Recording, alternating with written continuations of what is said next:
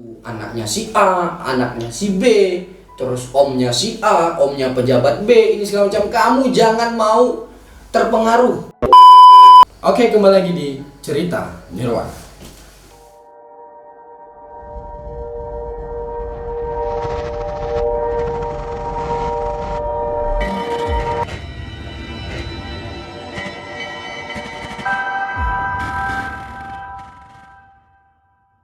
Di video kali ini saya akan membahas hal-hal apa saja yang membuat kebanyakan para calon casis baik itu TNI ataupun Polri yang gagal. Jadi ada penyebab-penyebab gagalnya lah, maksudnya secara garis besar.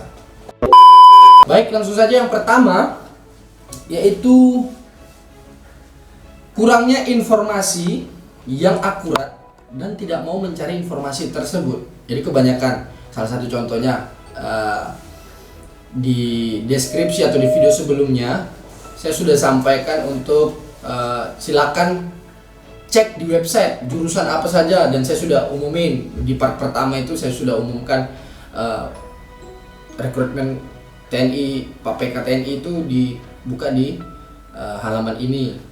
Nah, di situ kebanyakan rekan-rekan tidak mencari secara detail apa saja persyaratannya, terus kemudian info-info apa saja yang harus didapatkan sebelum melakukan verifikasi atau sebelum melakukan pendaftaran. Terus selanjutnya cacat dokumen, ya, cacat dokumen.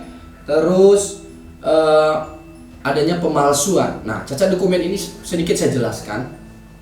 Jadi rekan-rekan pada saat proses pendaftaran, yakinkan KTP kamu, KK, serta ijazah itu sama, namanya sama, penulisan hurufnya sama. Contoh saya, nama saya kan Ridho Nirwana, pakai H dia, RIDHO. Nah, pada saat di ijazah mungkin ada kesalahan penulisan huruf yang huruf H-nya kurang. Nah, itu termasuk salah satu cacat dokumen. Solusinya bagaimana, Bang? Solusinya kamu pergi misalnya ke ijazah SD nih yang salah. Kamu pergi ke SD tersebut untuk membuat surat keterangan kalau salah dalam penulisan dan melampirkannya di ijazah tersebut kalau seandainya waktunya mepet sebelum kamu dapat ijazah yang baru. Selanjutnya, antara KTP orang tua dengan KK yang ada itu salah tanggal lahir, terus salah tempat lahir, itu juga termasuk cacat dokumen. Sehingga kamu benar-benar yakinkan itu KTP, terus kartu keluarga, ijazah, akte kelahiran itu sama, baik tanggal, tempat lahir, terus nama orang tua. Yang penting salah satu huruf saja itu tidak ada yang salah dalam penulisannya, sehingga itu tidak dinyatakan dengan cacat dokumen. Tetapi hal ini juga sering diabaikan dan sering membuat gagal dalam proses seleksi, panjang seleksi itu, salah satunya seleksi administrasi tadi. Sehingga rekan-rekan harus meyakinkan lagi dokumen tersebut benar-benar sama mulai dari A sampai dengan Z. Terus di dalam cacat dokumen ada yang melampirkan ijazah palsu. Nah, itu bakal ketahuan karena di ijazah itu, apalagi sekarang itu sudah terdaftar. Jadi semua nomornya itu sudah ada di Kemendikbud Dikti atau Dinas Pendidikan. Kalau di kampus kan Kemendikbud Dikti waktunya untuk nomor registrasi ijazah dan validasi ijazah kita. Jangan sampai rekan-rekan melampirkan ijazah palsu, ya. Kalau ijazah paket boleh. Misalnya kemarin tuh ada yang DM ijazah dia SMP-nya paket karena ada beberapa hal, SMA-nya negeri terus kuliahnya negeri. Nah, itu bisa. Yang penting ada keterangan kalau yang bersangkutan melaksanakan pengambilan atau melaksanakan sekolah mengambil ijazah paket dikarenakan hal-hal tertentu. Terus selanjutnya catatan kriminal atau background kejahatan semasa sipil. Nah, itu asli benar atau hanya rekayasa. Jadi begini teman-teman, catatan kriminal itu ditunjukkan pembuktiannya melalui surat keterangan catatan kepolisian atau sering disingkat dengan SKCK. Nah, sementara untuk di TNI ada namanya SKBD, Surat Keterangan Bersih Diri. Nah ini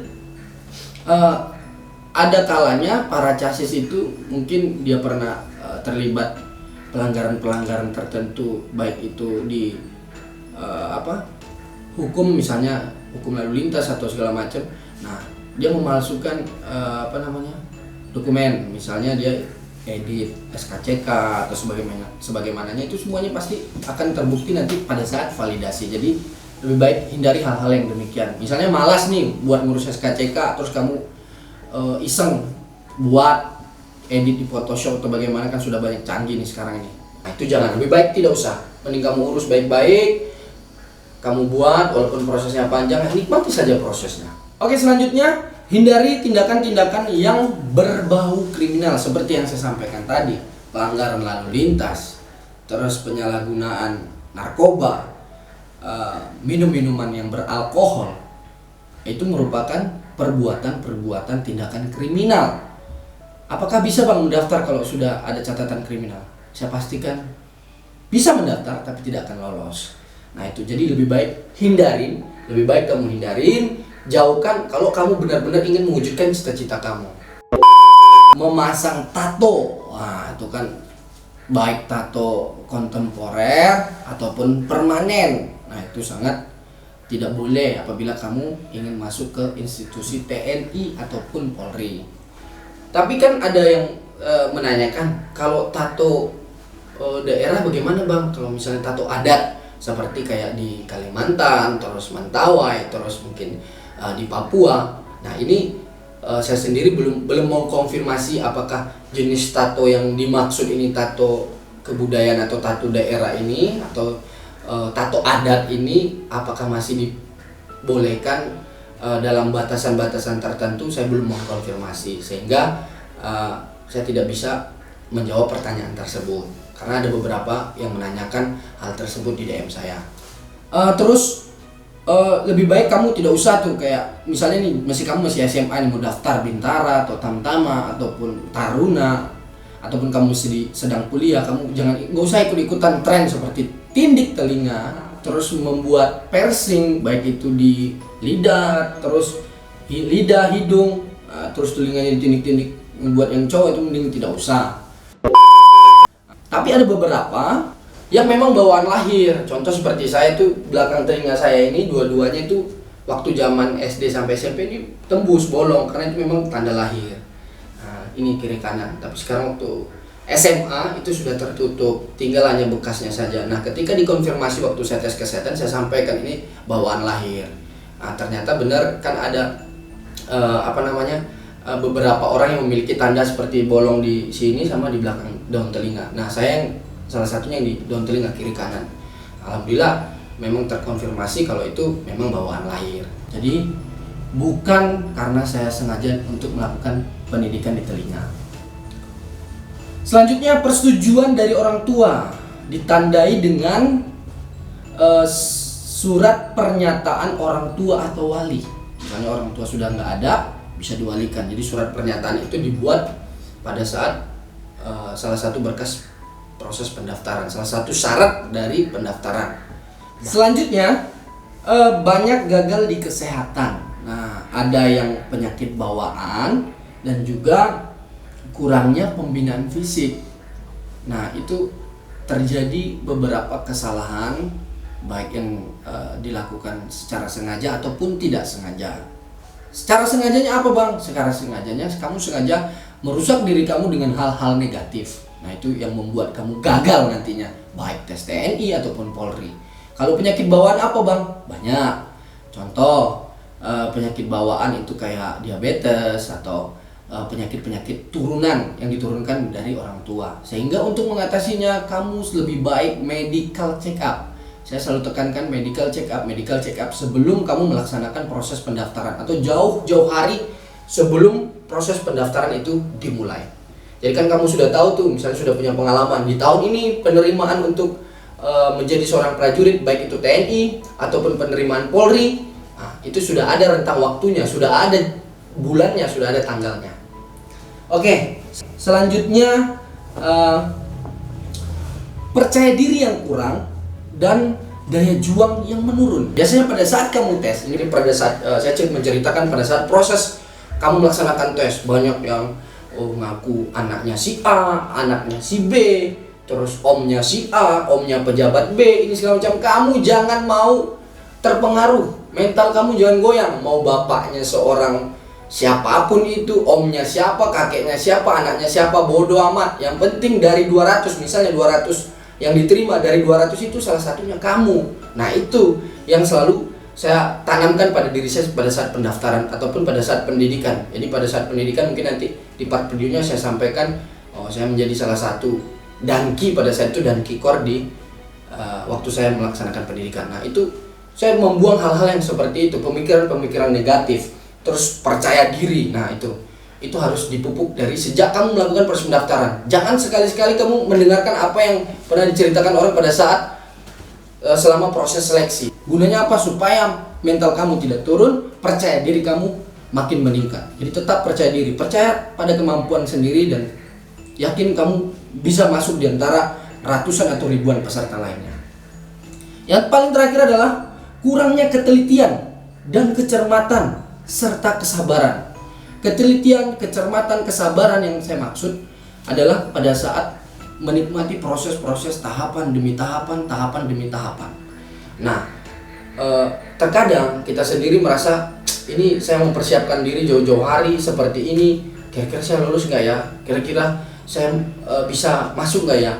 Nah, pemikiran-pemikiran hal seperti itu lebih baik kamu kurangi. Justru kamu siapkan. Misalnya besok tes apa? Kamu siapkan apa? Besok tes apa? Kamu siapkan apa? Jadi dari jauh-jauh hari sebelum pelaksanaan tes, kamu sudah menyiapkan serangkaian-serangkaian yang akan kamu laksanakan. Tes-tes apa? Tahapan demi tahapan apa yang akan dilaksanakan. Sehingga persiapannya matang. Jadi teliti dalam artian dokumen segala macam, kamu cek, cross check kembali. Oke, dokumen fix, step. Terus kesehatan, kamu melaksanakan tes kesehatan. Yuk, udah diwanti-wanti 12 menit. Oke, sip. Nah, selanjutnya pada saat melaksanakan tes kesehatan, kamu cermat. Oh, penyakit saya kayak seperti saya nih, pribadi tongsil. Nah, tongsil saya ada mandel. Nah, apa langkah-langkahnya? 2 bulan sebelum pelaksanaan tes, operasi. Nah, itu salah satu kecermatan serta kesabaran. Kesabaran apa? Kesabaran melaksanakan proses demi proses. Nah, itu yang saya sampaikan tadi.